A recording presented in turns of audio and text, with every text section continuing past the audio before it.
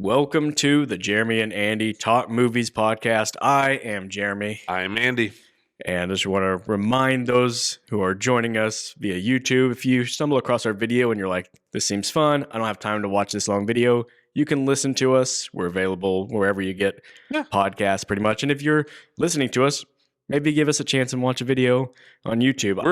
We're handsome. I mean, we are just so pleasant to look at. Yes, and even if you don't want to look at us, we try our best to make it as visually, compelling as possible, throwing up images and whatnot. Yeah. So yeah, you do a great job. Well, thank you. Also, just we don't lobby for this often, but if you would subscribe, Be awesome. that sort of thing, we'd love to have you be a regular. Yep. But this week, early in the year, a time like this, January, there's not a lot of great options for new releases. It can be tough. And so we use this opportunity to just do some Have some other fun. fun topics. Yeah. And so today we're going to be doing, we're kind of stealing an idea from Bill Simmons, who says wisely, I think, that So wisely. that it would be really beneficial if the Oscars had a 5-year waiting period. Because with perspective, I think we would do things a lot differently. And a lot of the mistakes that people have made, or people look back on and say, I can't believe this or that won at the Oscars. If we gave it a 5-year period, those things would never happen. It wouldn't happen. And so we are going to look back at the year of 2019 in movies. Yeah. And we're just going to kind of reassess the Oscars happened that year. So it's technically the 2020 Academy Awards, but it's the 2020 Academy Awards recognizes 2019 movies. Right. So we're in 2025. We're about to recognize the 2024 movies in the upcoming Oscars. And so that's what we are going to do. I will say, I feel like the Oscars were in kind of an interesting place at this point in time. Yeah. A few years earlier, there was that big Oscars So White campaign that became big and I think motivated the Academy. It really felt like the time that the Academy became aware of the criticisms of itself. Yeah. Like the Academy was online or something, and they started trying to do things to change its perception. Yeah. Yeah. I think it was growing. It's, for a long time, the Academy was perceived as older and very traditional. Yeah. And they start saying we need to get younger and we need to get more diverse and even international so that we can be more respected, so that people online can stop making fun of us, I think is basically so what we it can was. stop being bullied. Exactly. And as we get into talking about some of the awards, I'm not going to say that I think that all of that is the sole reason for some things happening, but I think it had an impact on some of the things that happened. Yeah. Was the Academy being very aware of the online perception of who they are. Yeah. You're right. I mean, it does seem like there was a little self-awareness maybe. Yeah. I'll also say I don't think they're coming off the greatest run of Best Picture selections this year. I mean, just for context, the previous 5 Best Picture winners I have pulled up here. Now, I actually do like some of these movies. So Birdman, or The Unexpected Virtue of Ignorance, was the 2014 Best Picture. Well, at the 2015 Oscars, but Spotlight 2015. I like both those movies, but both of them, neither one was a top 5 movie for me that year, but they were both probably top 10. Yeah. Moonlight was 2016.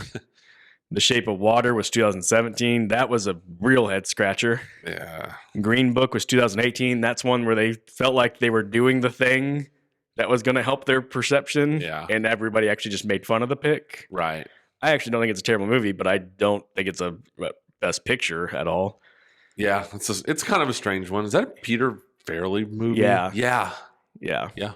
I will say this. I didn't think it was a bad movie, but I've also had no desire to go revisit it either. So it's one of those, I watched it once, it's like, it wasn't too bad. And then I thought I'd just forget it. And then it goes on and wins Best Picture. Yeah. And that brings us to this year. Yeah. I remember this about the 2019 Oscars. This is the last sort of preamble thing I'll get before we'll get into the actual awards and what they were. I do remember that this was the year I actually found myself mostly aligned with what the Oscars was doing. There's a lot of these as we go through. I'm going to say a lot. I think they were right to recognize this. Yeah. And I also think it was a really good movie year.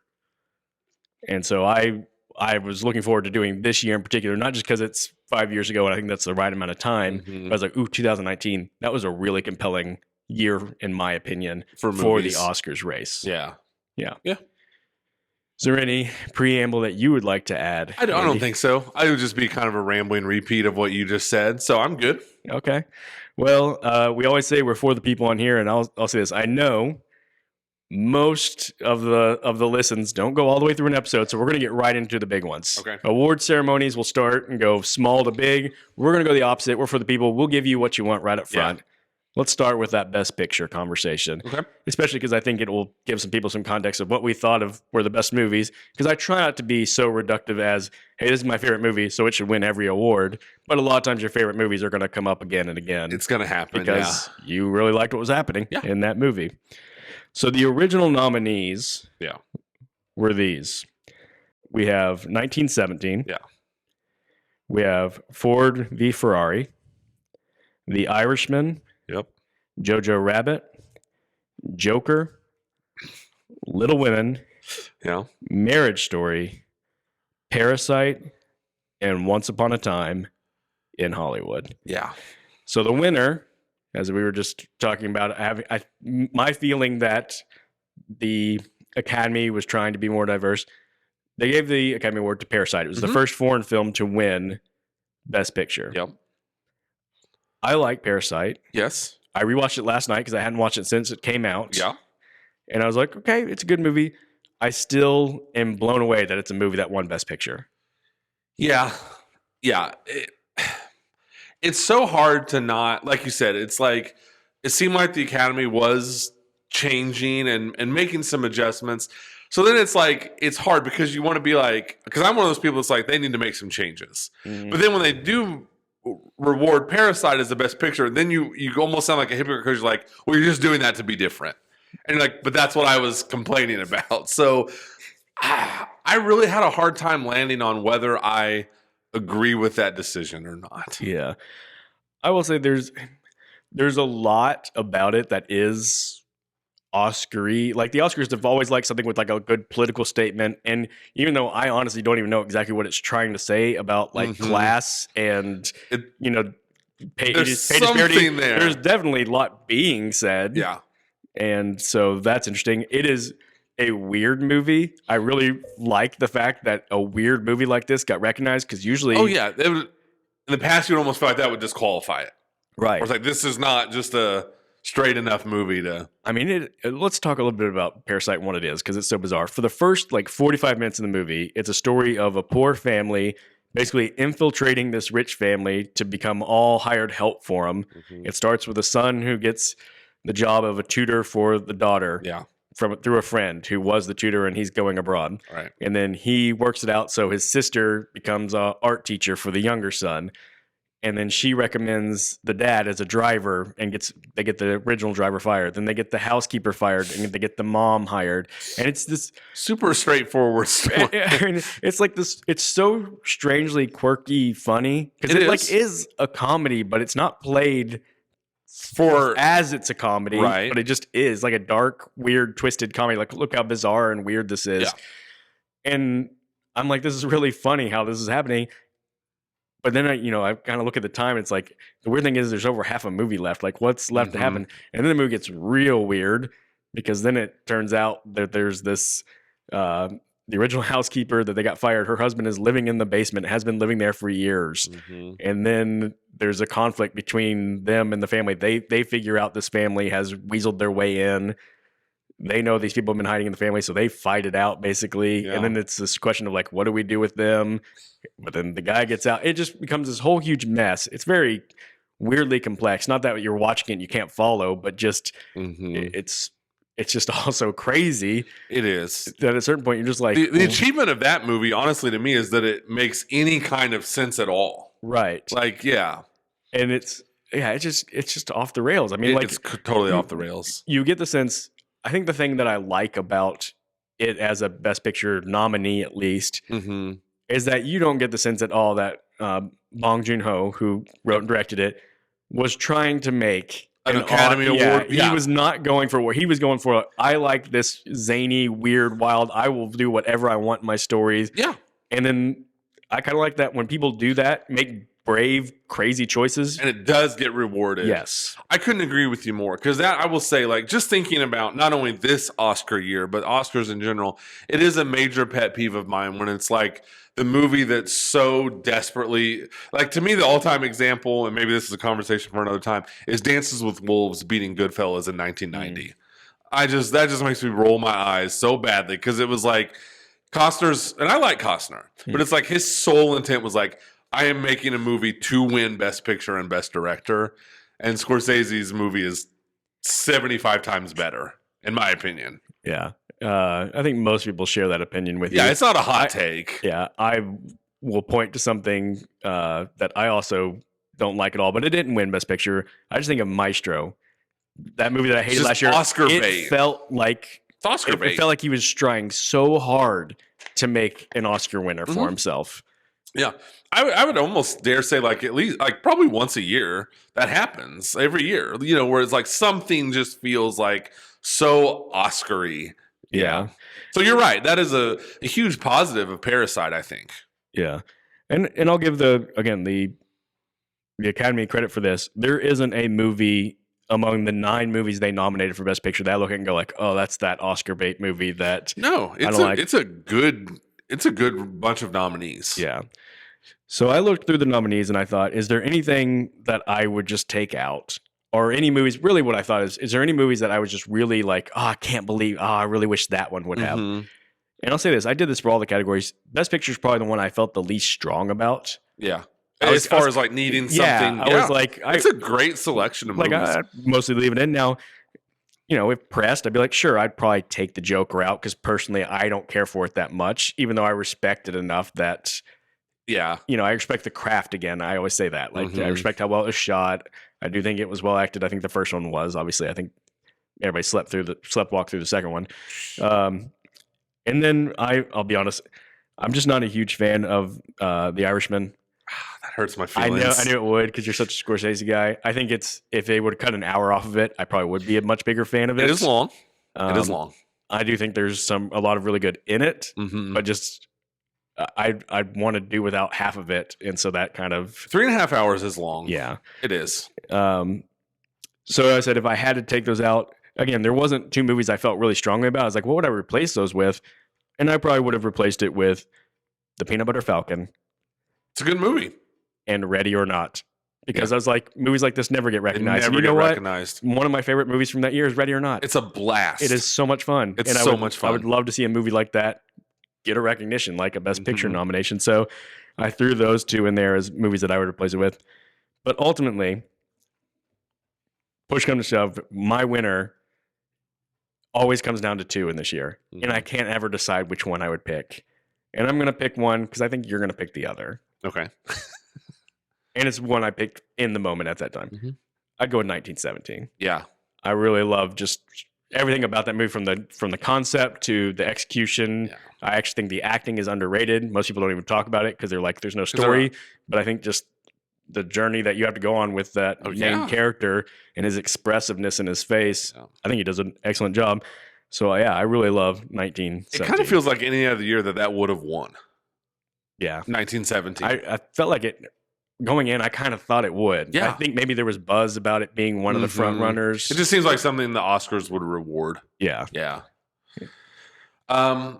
Okay. I would add a movie in. Okay. And you might think this is ridiculous. I would add in Avengers Endgame. I figured you would. I would. I think you're opening up probably a dangerous can of worms if you just try to throw in movies to increase your audience for the Oscars. I don't think that's a great idea, but number one, I think Avengers Endgame warrants it because it's this culmination of this. I think you're right. It's essentially kind of like Return of the King with Lord of the Rings won all the awards, but for the trilogy. That's what I was going to point out. I think, I'm not going to debate whether Avengers Endgame or Return of the King is a better movie. That's, whatever. But it had the same kind of vibes where it's like it's the culmination of this big grand thing, and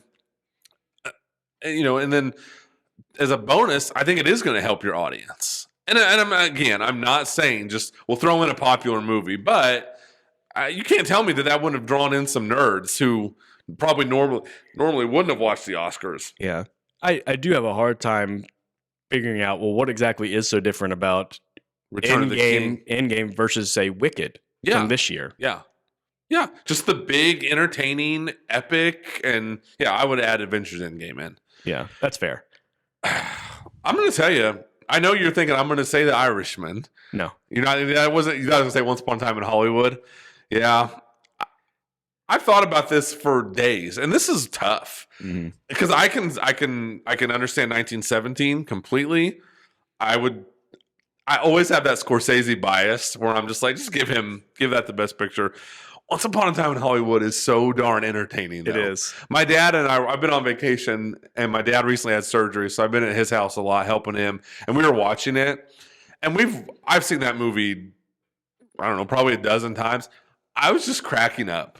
I was so entertained. It weirdly, I think, just keeps getting better the more you watch it. It's so rewarding to continue watching it. You just hear little one-line comments that especially Pitt and DiCaprio make.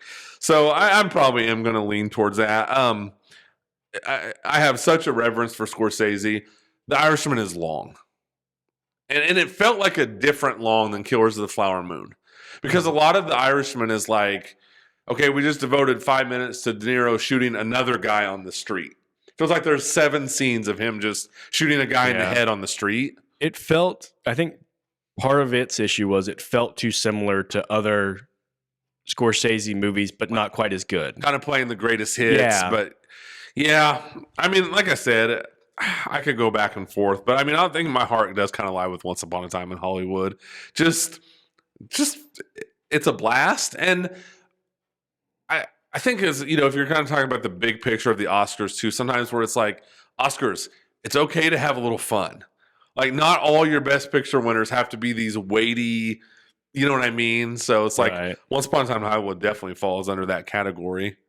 So, but it's all hard because at the same time, I'm not mad about Parasite winning. Right. It's like if we were doing this for the Shape of Water year, be like, get that out of here. Right. Get that out of here. There's a lot of wins here, I think, either way you go. But I would probably go Once Upon a Time in Hollywood. Absolutely. Parasite, to me, reminds me of the 2015 Best Winner, which was Spotlight. Yeah. Because that year, there's some movies I really love from that year. That's like Mad Max Fury Road. And yet I wasn't mad when Spotlight won. Because that's a good movie. Yeah. And it was in my top 10. Wasn't in my top 5, but it was in my top 10. Yeah. So yeah, I kind of feel the same. But I mean, if since we're playing this game, give me Once Upon a Time in Hollywood. Yeah. I think that's a great pick. I'm so glad that you did pick it because I was like, I can't choose between 1917 and Once Upon a Time in Hollywood. So maybe if I go 1917 and you go Once Upon a Time in Hollywood, they'll both get a pick here. Yeah, it's tough, but yeah. Great choices too. Like, so glad to see Jojo Rabbit in there. Yeah. I mean, I remember at the time talking to you about that movie, and it's like Jojo Rabbit, like what a weird kind of quirky movie with some heart. And and even movies like Marriage Story, which is a story that you might not think that a guy like me would love. I think I had it number 5 in my top 5 that year. Amazingly well done. Not an amazing rewatch. Right. It's not the most fun. Not a feel good movie, but and then I know you love Ford versus Ferrari. That's a great movie. Yeah. I mean, and then even a movie like Little Women. Yeah. Which it's not like, oh man, I love Little Women. I watched it and I was done. What a good. I was like, that's just a good movie. It's a good movie. It's a well-made movie. I respected everything about it. Yeah. I didn't hate watch it. Yeah. So there wasn't a movie on there I was mad about. I would, kind of overall, the best picture nominees, I would call it a win. Yes. There's some years you look at categories, you're like, oh my gosh, this is a win. Absolutely. Mm-hmm. All right. Moving on to Best Actor. Yeah. Our nominees for Best Actor this year were Antonio Banderas for Pain and Glory, Leonardo DiCaprio for Once Upon a Time in Hollywood, Adam Driver for Marriage Story, Joaquin Phoenix for Joker, maybe Joaquin Phoenix, I don't know exactly. No. Sure, that sounds right. And then Jonathan Pryce for The Two Popes. This one, to me, was, again, another great group of nominees. It's a good group. But I have to say, Antonio Banderas in Pain and Glory, not a movie I ever saw. No, I haven't seen it. I honestly thought a couple of times, maybe I should watch that for this podcast and actually catch up on it. And then I would just forget it. I would literally forget about the idea of watching the movie immediately. Honestly, don't even know if I could tell you what that movie's about. I don't either. I have to admit. Yeah. that tells you something when two movie guys like us, like literally this is a movie that just I have no idea about. Yeah. So that's the one I was like, well, I would take that out. I would take that out for sure. And I would replace it with Adam Sandler and Uncut Gems. Yeah. That's seems like there was definitely some buzz about that. There was. Not specifically swapping out Antonio Banderas, but like Adam Sandler getting a nomination. Yeah. And I can't argue with that. And I said it before, I love Sandler. I got a soft spot for him because he was my guy once upon a time as a teenager. I loved Adam Sandler movies. And yeah, he's great in that movie. It is a kind of like career performance, like him just being so different. Yeah. And yeah, it's a wild movie. So that's the one I would replace. No offense to Antonio Banderas, who I do like. I like Antonio Banderas. I feel bad that I'm just completely dismissive of his movie. But I will say, a lot of people might expect me to replace Jonathan Pryce in The Two Popes. I actually really liked The Two Popes. And movie. I thought the two leads in it were so good. I don't have much of an argument there. Like, I didn't go out of my way to replace. I was like, fine. Like, and I didn't have so many other guys that I was like, maybe if there was somebody else I felt really strongly about that I needed to get in there, but I didn't. So who I had as a winner in the end was Adam Driver from Marriage Story. Did you? Yeah. Now, having said that, I feel really bad because there's some other great performances, and I really feel bad not going with Leonardo DiCaprio because I think that might be the best Leonardo performance. He's so good. And that's one that I say, the more I rewatch it, the more I'm like, man, he was on fire in this movie. He was on fire. So I feel bad not giving it to him, but I also just think that this is the best Adam Driver performance I've ever seen too in Marriage Story. He's unbelievable. It's so good. And I'll say this, I've said this over and over again in recent weeks that I'm not a fan of musicals. I'm not a fan of music, like randomly people breaking into song in movies. He does a musical number near the end of that movie that feels so random at first, but it actually fits so well. And like he does a really good job with it. And I'm like, why am I weirdly like emotionally moved by Adam Driver singing a song really randomly in this movie? Yeah. And yeah, so that one just gets me. Adam Driver. Yeah. Marriage Story. I had it too. Oh, how about that? I did. Wow. And so like this is a hard exercise because it's so hard to not have your own. Like I just like Adam Driver. Yeah. So I like to just imagine this world where Adam Driver is an Oscar winner. Yeah. So it's like, but I really think you're right. And I was thinking back and I rewatched some of Marriage Story this week. Like, I don't know. Like, I guess it's stating the obvious, but when him and Scarlett Johansson, like, those fights are so intense.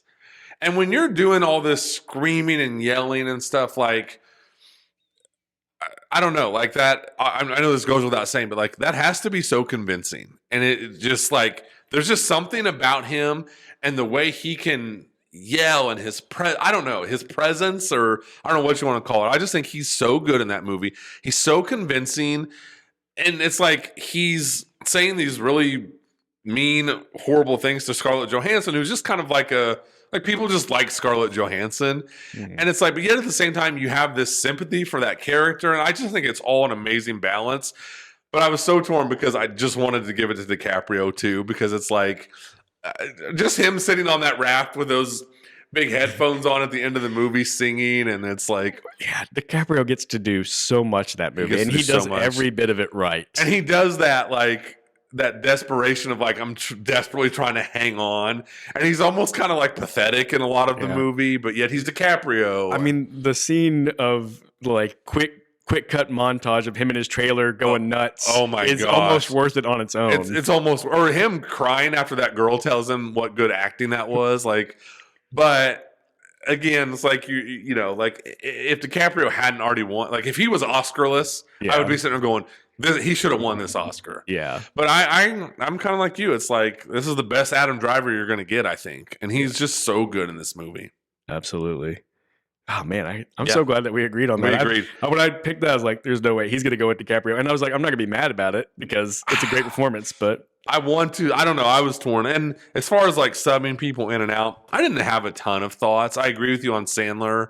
You know, I wouldn't hurt my feelings if they would have put De Niro in there for The Irishman, but De Niro's not hurting for Oscar nominations or Oscar wins, right? But I do think De Niro's incredible in The Irishman. Yeah. I do. All right, Best Actress. Our nominees for this one, and I'll say this one. This one has the most I would substitute so far. So the nominees in this one are Cynthia Erivo for Harriet. A lot of people don't realize that she did not come out of nowhere for Wicked. She actually has been around a little bit. She's been around. And then we have Scarlett Johansson for Marriage Story, Saoirse Ronan for Little Women, Not even going to try and say I Charlize butcher her name all the Theron time. for Bombshell, and Renee Zellweger for Judy. Renee Zellweger won for Judy. Once again, movie I did not see. I've seen all the other nominees. I didn't see the winner. And to be honest, I just had no interest in seeing I'm just that one. preconditioned not to. I haven't seen it either. I just feel like every time someone plays a troubled, famous person, they win an Oscar. Yes. And I know that's not literally true, but man, it feels like it. It does. So automatically, I just want that one gone. Yeah. I have nothing against Renee Zellweger. I really don't. I mean, I'm not a Renee Zellweger guy, but I don't dislike her. But get that out of here. Yeah. No, I'm with you. You know what my substitution was? What's that? Samara Weaving for Ready or Not. That's who I had. Like, why? And I couldn't believe it when you brought that up. I was trying to keep a poker face. Like, why can't stuff like that get rewarded? She is in every stinking shot of that movie except like the beginning flashback. And that movie, I mean, everyone's great in that movie. And it's a wild story, and there's violence, and there's all this stuff. But I mean, she is the driving force of that movie. Yes. And she has to be the happy bride. She has to be the not so sure about this family. Then she has to be scared for her life. She has to be BA. She has to do a ton in that movie. She's in that movie in a dress. Like, she goes from, the nice clean dress to I'm a bloody mess. Like, she has to do a ton in that movie. Yes, she does. And I could probably find a performance like this almost every year where it's like, why can't we reward such and such for this horror movie or this action movie? Or, I think I've mentioned this before, like Uma Thurman for Kill Bill or stuff like that. Seems like as good a spot as any to put her in. Yes. I will say I also went ahead and replaced Cynthia Erivo, for Harriet, and Charlize Theron for Bombshell. This is what I'll say about both those movies. I saw them both. I say all the time, I think I have a pretty good memory when it comes to movies. I don't remember any of them. Those two I've forgotten so much. Like, all I remember is, sure, they're well done, well acted, but nothing really compelling in the movies to me. Nothing that makes me go like, ooh, that acting performance. Yeah. The Charlize Theron one is weird to me.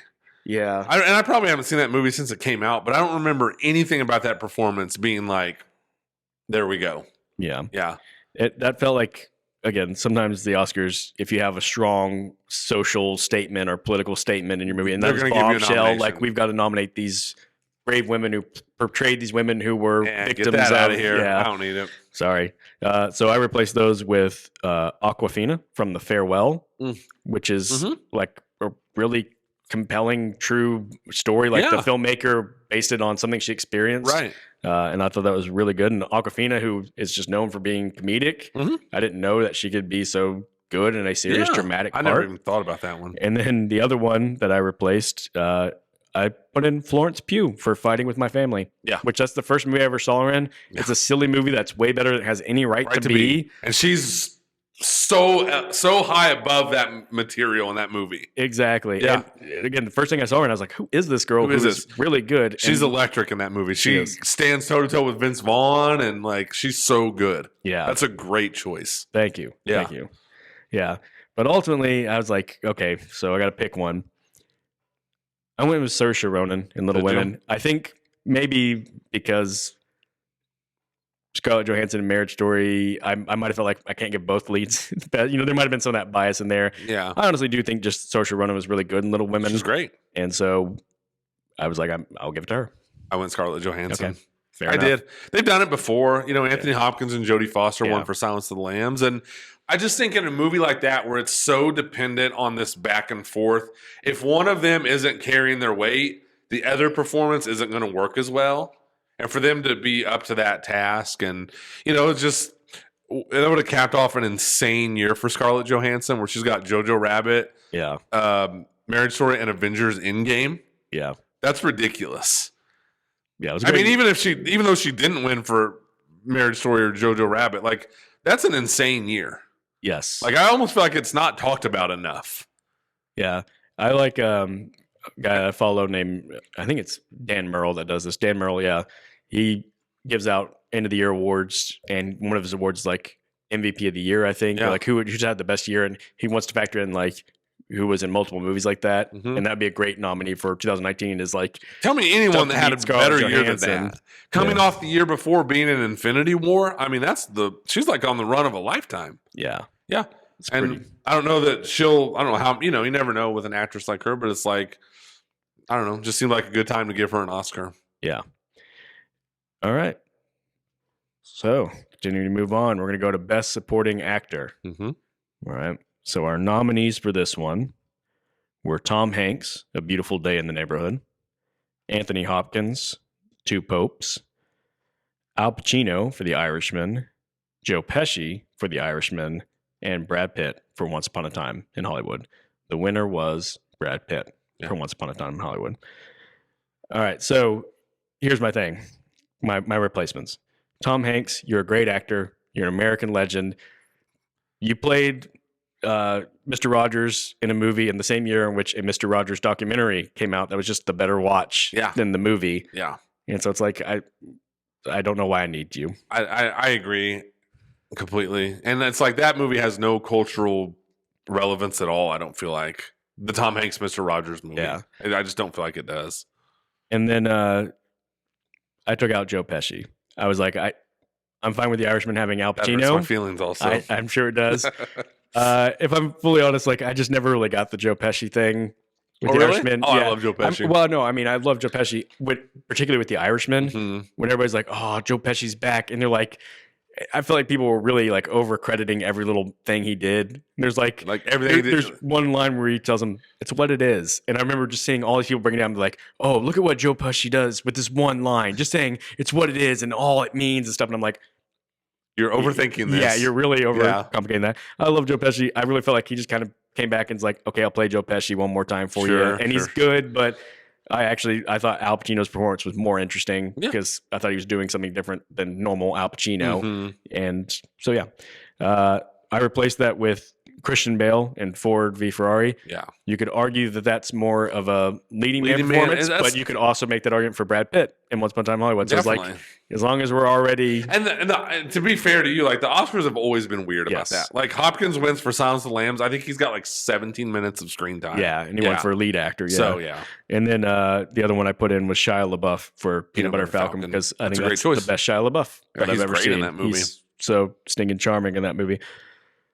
That said, no matter what I did there, and by the way, I just wanted to mention about Christian Bale. I can't believe he didn't get nominated because the Academy loves Christian Bale. It's a movie that was up for Best Picture, and I thought he was doing a really like compelling performance. He's great in that movie. He's a very distinct character in that movie. Yeah. And so I was shocked he didn't get a nomination. Me too. And he was my second choice.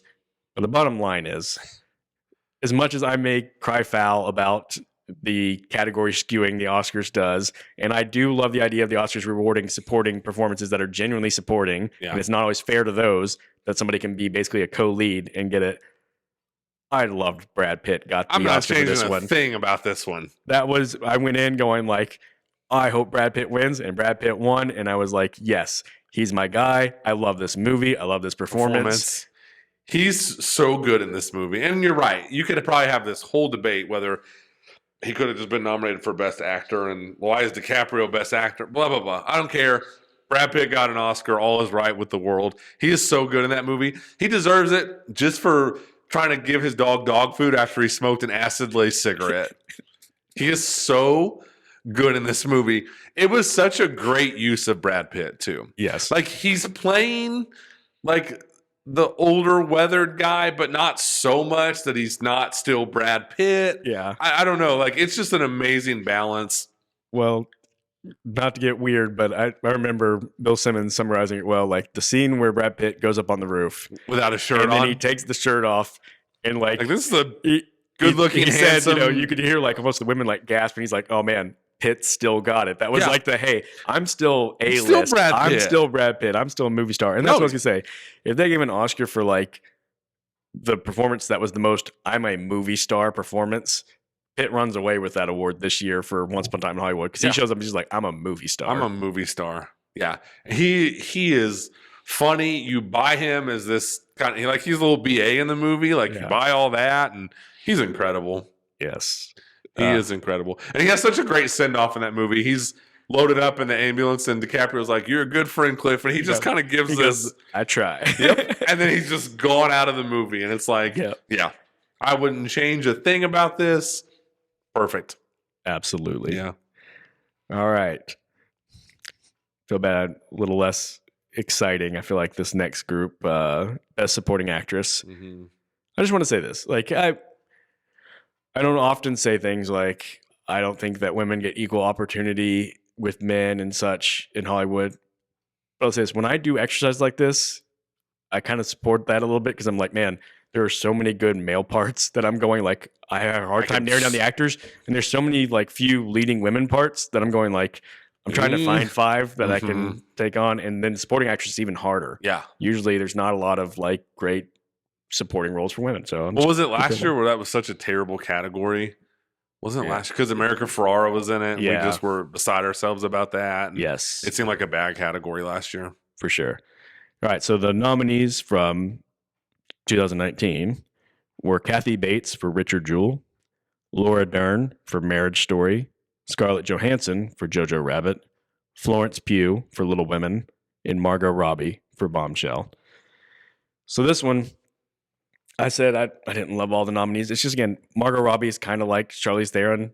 I saw Bombshell. Everybody was fine in it. I couldn't tell you one thing about her performance. Yeah. Really.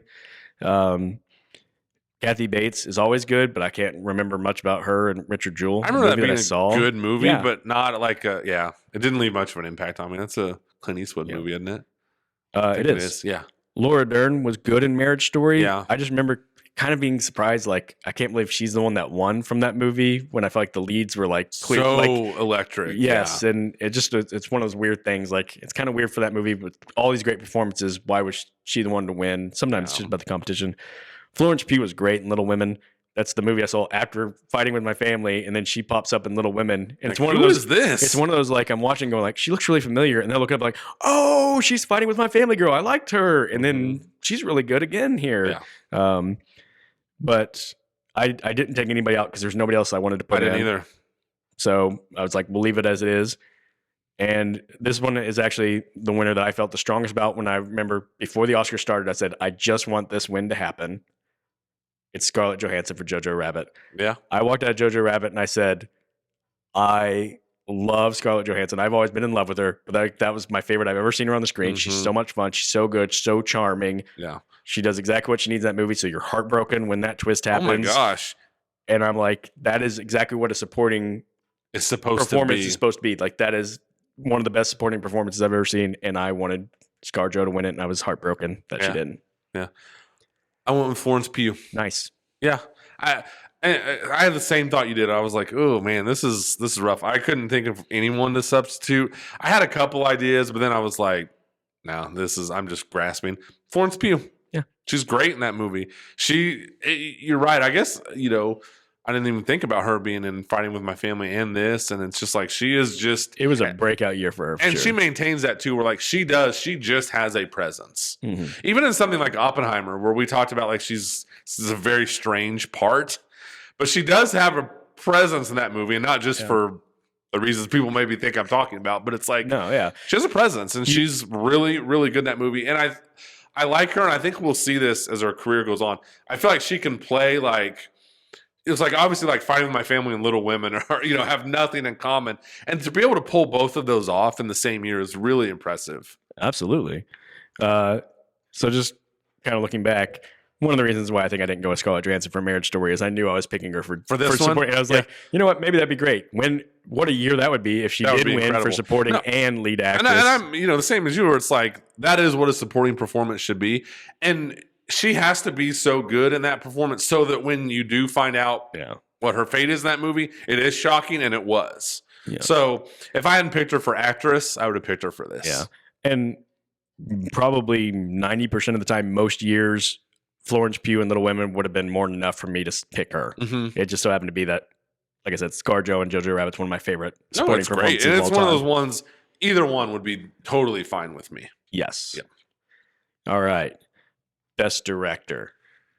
So our Best Director nominees this year were Bong Joon-ho for Parasite, Sam Mendes for 1917, Todd Phillips for Joker, Martin Scorsese for The Irishman, and Quentin Tarantino for Once Upon a Time in Hollywood. Mm-hmm. I'm okay with all the nominees. Oh, Bong Joon-ho won. Mm-hmm. Again, he was the first. He had like 4 wins that night. Yeah, because he got it for writing, directing, Best Picture, and Best International Film, and he got to be the person who went up and like received. So it was one of the winningest nights for a filmmaker like ever. I mean, good for him. It is a well-directed movie. I'll say that. Yeah. And I've always liked him. I was at Snowpiercer is a movie that I love, and that was the first movie of his I saw. I love. We're excited for Mickey 17. Oakjaw. I'm looking forward to Mickey 17. Yeah, so he's a filmmaker I liked, and I was like happy for him. I feel the same way about him winning as director as I felt about Parasite winning for picture. It's like I'm not upset. It was good. Wouldn't necessarily been my pick, but okay. Again, for out, I didn't feel strongly about this because I think Todd Phillips did a good job in Joker, but because I don't like that movie, that's the one I was like, I'd have got him out of there. I figured you felt stronger about it. So I did take him out, and I said I would replace him with James Mangold for Ford v. Ferrari. Yeah. Is what I would have done. That's a really well-directed movie. Yeah. I'd have put in the Russo brothers. Yeah. I know that probably sounds ridiculous, but for them to balance everything that they have to balance in that movie, and you've got to nail everyone coming back from that snap, and I don't know, I'd have just that movie is just such an achievement, and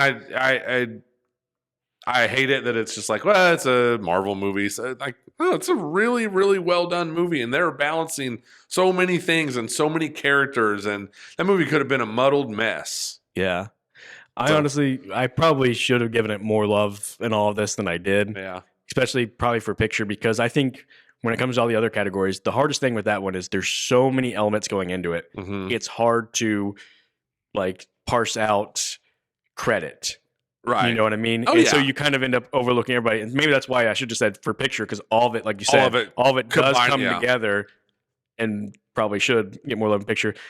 And you're probably right. The directors probably deserve more credit for that too, because they're the ones who have to hold all those pieces together. You are steering a huge ship when you're making Avengers Endgame. Yeah. And I thought, they did it perfectly. So I'd get Todd Phillips out of there and I'd put them in there. Yeah. That said, I did feel pretty strongly about my winner, and it came from the nominees we already had. I wanted Quentin Tarantino for Once Upon a Time in Hollywood. Yeah. Tarantino's been nominated 3 times for his past 3 films. So Inglourious Bastards, Django Unchained, and Once Upon a Time in Hollywood. He's never won. I'm a little worried he's only got 1 shot left. I know. And it's going to be weird if he never wins one. And I was like, this is the one. I really wish he would have gotten this one. Yeah. I, again, love the movie. Love the way it's directed. He does a lot of little cool things in it. He does. He's pulling out a lot of tricks. But not tricks for the sake of tricks. No, it all serves the story and what he's doing. It all works. This tribute to kind of old Hollywood. And yeah, I love it's incredible. Yeah. Man, to me, this one was a photo finish, but I think I've got to go 1917. Okay. And like, not to get swallowed up by the gimmick, but like, if you're gonna base your whole movie off of this one continuous shot gimmick, you have to pull that off. Yeah, you have to, and I think it's pulled off so well. And I just think Sam Mendes deserves it, and that hurts my feelings a little bit because I want to give it to Tarantino, but I'm trying to think with my brain a little bit too. Right. And I don't know. I kept going back to 1917. Yeah, I get that. Yeah. Good category though. I mean, it is. It wouldn't hurt my feelings for Scorsese to have gotten it. Right. I mean, it's a good category. Yeah, because I'll say this: as much as I've probably sound really down on the Irishman in this episode, I really I'm all for Scorsese getting that nomination, because there was moments in that movie. Okay, so I said it's too long. There's a stretch like in the last hour, not quite the final hour, because there's like a long epilogue basically, but last stretch that involves like the final killing of Hoffa, yeah, and the all the car ride and the plane, where it's a long sequence, and I was just on the edge of my seat, and I was like, man, Scorsese, you have you've wrapped me in, and you're doing a lot of cool stuff in this. Yeah. So I'm with you. Scorsese, was a very worthy nominee for this one. It's a great category. Yeah. I'm gonna just kind of run through the next couple. We won't spend as much time on them, but sure. I told you I had a couple of the other ones that aren't as popular picks just because I had strong opinions. So best cinematography, I just wanted to point this out because Roger Deakins won for 1917, And that's another one where I was like, I felt very strongly about. So if you don't know, people don't know cinematographers, they're the people who basically like figure out how to capture the director's visions. The director says, Sam Mendes says, I want this one shot thing, and we're going to end. Go do it. Deakins goes, okay, so I got to figure out how to mount cameras on people and follow people along and track them and all that. Mm-hmm. And not only that, not only am I going to help pull off this one shot for you, it's going to look gorgeous. Yeah. This movie's going to look just amazing on screen. And Roger Deakins is a guy who has done a lot of movies that people know. His work's always awesome. It's weird to have a favorite cinematographer because I don't even know who I could tell you is my second favorite. Right. But Roger Deakins is famous enough as a cinematographer that I'm like, I know when I see Roger Deakins, I'm in good hands. Yeah. And so I was really glad to see that one. Oh, yeah. No notes. Yeah. Awesome. And then best adapted screenplay.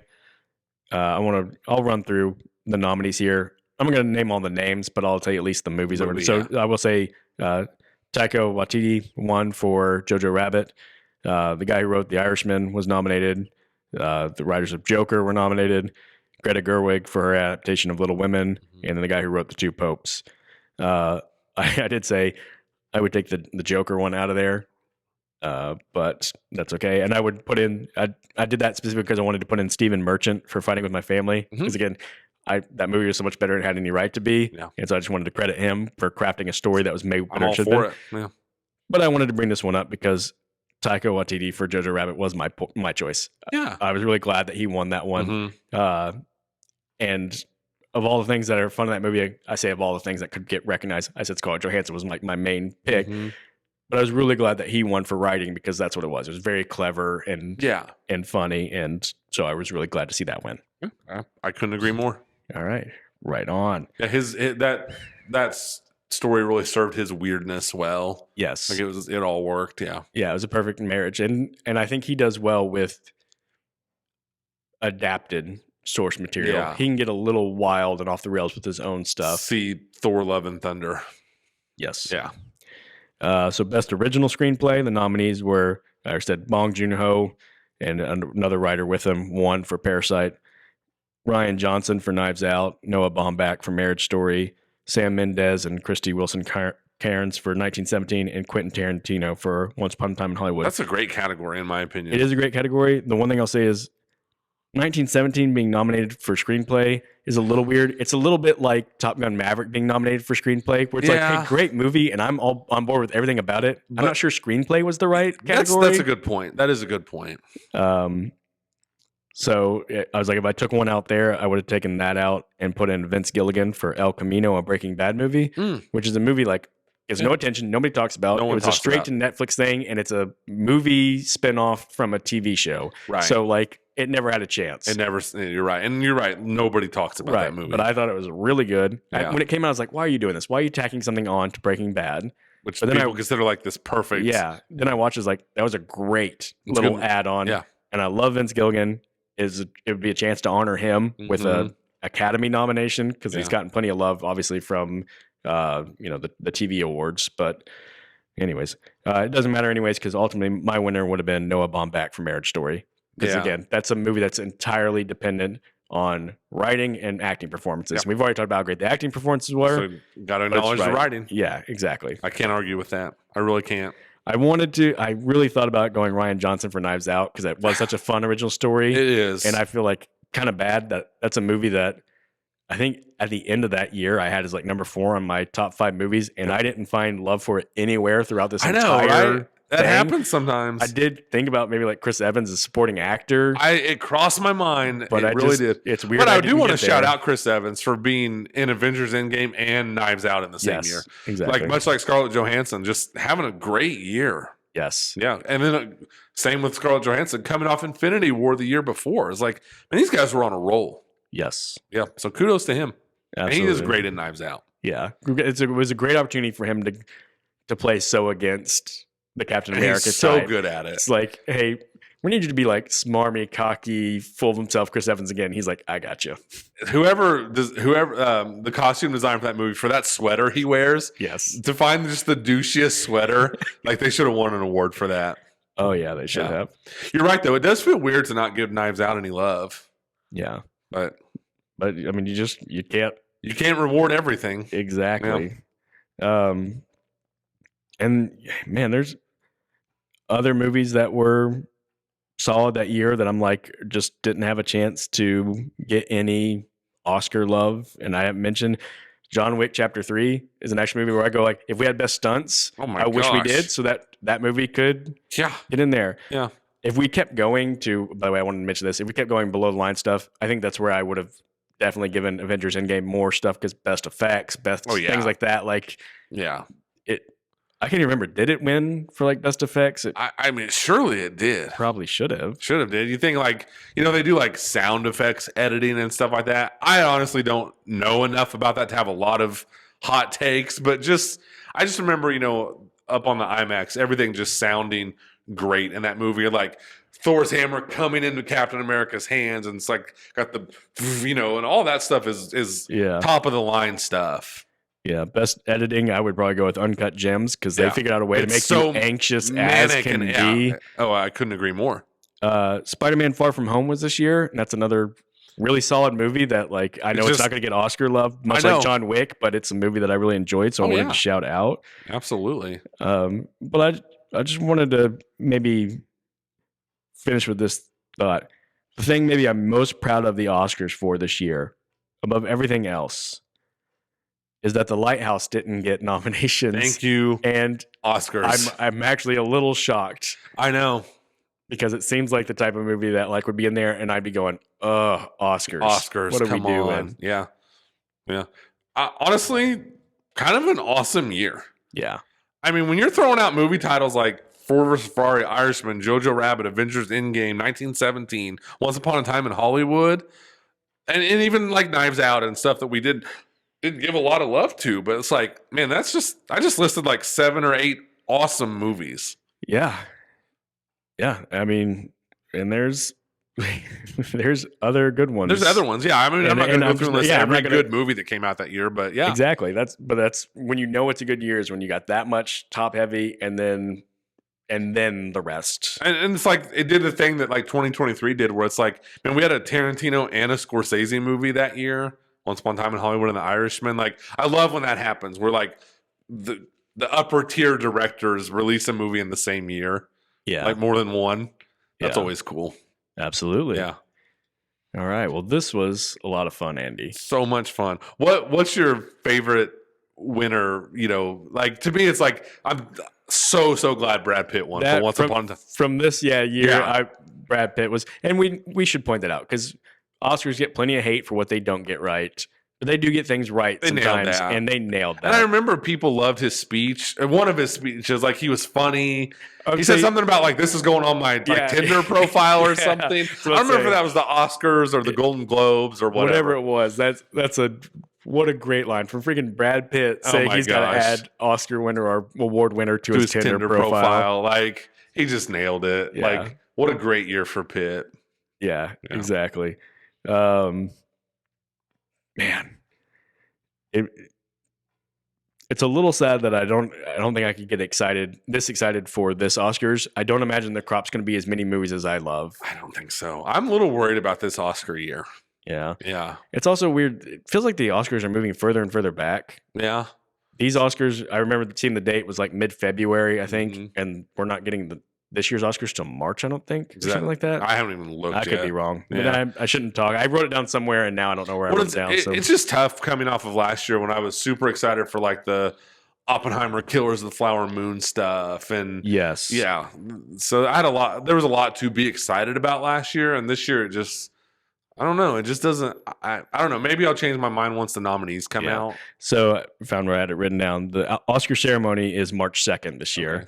The nominees are coming out January 17th. Oh, so that's this coming week, isn't it? Yeah, so pretty soon we'll know what the nominees are. We'll maybe know that'll change my mind movies we have to fill in if we haven't seen some of them. Or maybe that'll reinforce my not being very excited.